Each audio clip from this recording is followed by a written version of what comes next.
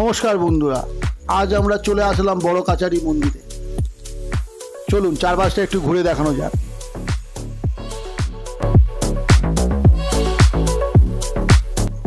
মন্দিরের পাশে একটি বড় পুকুর রয়েছে, সেখান থেকে জল নিয়ে বাবার মাথায় ঢালা হয়।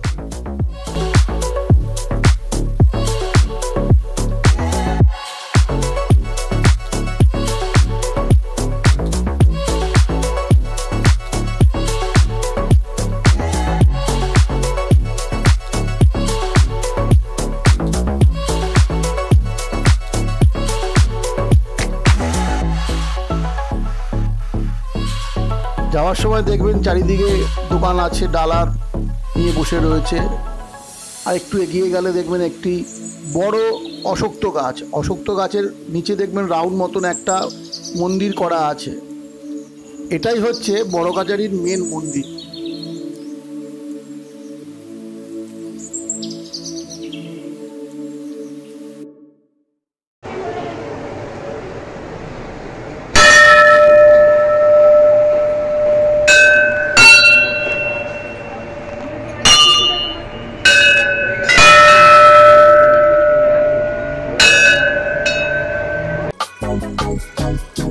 বড় কাছারি মন্দিরে শ্রাবণ মাসে প্রচুর ভিড় হয়, অনেক দূর দূর থেকে বাবার ভক্তরা জল ঢালতে আসে। এছাড়াও সোমবার করে জল ঢালা হয়, এছাড়া মন্দির সপ্তাহে 7 দিনই খোলা হয়।